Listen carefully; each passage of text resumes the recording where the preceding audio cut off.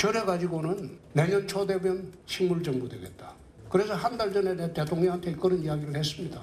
당이 그게 수습이 안 되면 당은 포기해라. 안 되면 민주당하고 협상해라. 대통령한테 민주당이랑 직접 협상이라고 하셨다고 하셨는데 이게 무슨 취지죠? 우리 당이 협조 안 하면 민주당하고라도 협상을 하는 게 옳지 않겠나. 그 이야기. 대통령께서는 쭉 들으셨을 때 반응이 좀 있으셨을까요? 그건 대통령한테 물어봐야지 저한테 왜 물어봅니까?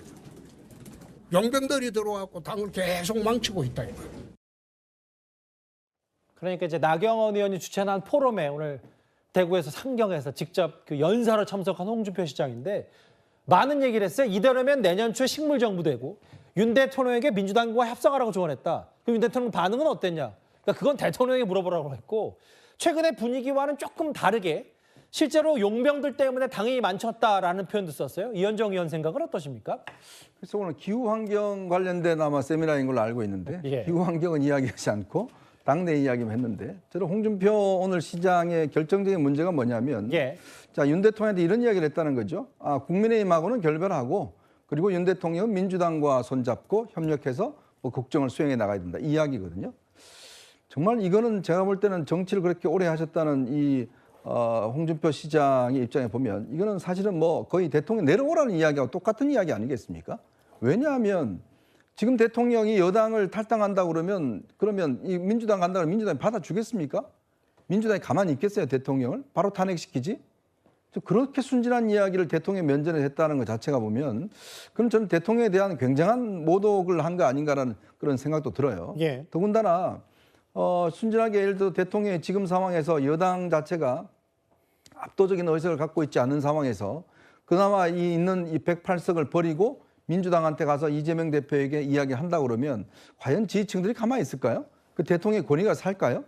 저는 그런 면에서 보면 이 홍준표 시장의 이야기는 결국 뭐냐면 예. 결국 정권을 민주당한테 넘겨주고 그 나머지 어떤 보수층은 내가 가지고 가겠다라는 그런 생각이 혹시 있은 게 아닌가라는 생각이 듭니다. 자, 아무리 여권의 원로라고 하지만 대통령에게 정말 이 국민의힘을 버려라. 그리고 민주당하고 협조해라. 이재명 대표하고 함께해라. 저는 이런 식의 조언을 했다는 거는 상상할 수 없는 정말 초현실적인 그런 발상인 것 같습니다. 용병들이 들어와서 계속 당을 망친다 혹은 민주당과 협상하라고 조언했다. 이게 지금 정체성에 문제가 있다는 게 이현정의 지적이라면 그런데 이제 여당 내부 특히 친윤계 의원들 사이에서도 인적 쇄신 목소리는 있는 것 같습니다. 화면을 만나보겠습니다. 대통령실에서 할 수 있는 가능한 것은 전부 다 하는 것이 좋다고 보고요. 예. 가장 해야 될 일이 인적 쇄신이겠죠. 그렇죠. 특히 최근에 문제가 되었던 인사들의 경우에는 스스로 거취를 정하는 것이 예. 맞지 않겠습니까? 국정 쇄신이나 인적 쇄신이나 대통령께서 또 약속하신 부분들을 네. 후속 조치를 어떻게 해 나가느냐에 따라서 여론은 좋아질 거다 그렇게 생각합니다. 저 부분이요. 뭐 김재원, 강명구. 그러니까 친윤으로 분류되는 사람들도 이제 인적 쇄신을 강조하는 건데 이게 최근에 이제 이른바 윤한 갈등이 뭐 임시로든 전략적으로든 봉합이 되면서 오히려 친윤들이 나서서 용산 대통령실 인적 쇄신을 얘기하는 것 같거든요.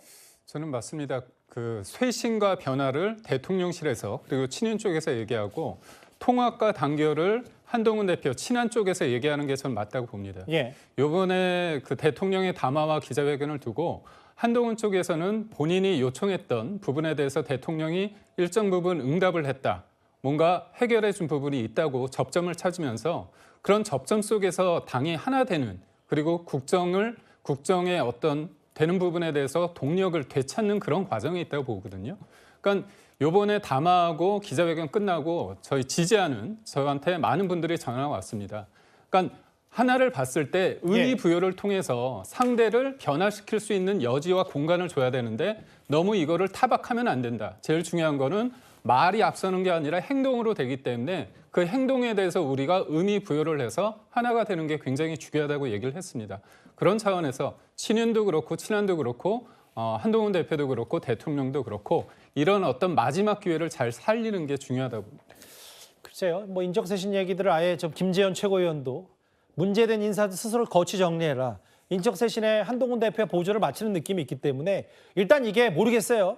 이재명 대표 1심 선고를 앞둔 임시적인 친윤과 친한의 봉합일지 모르겠지만 여러 특검을 앞두고도 단일 대우를 강조하는 국민의 모습이 있었습니다. 명태균 씨 관련 의혹과 구속 위기에 놓인 명태균 씨 얘기와 국민의힘 내부 분위기를 살펴봤습니다.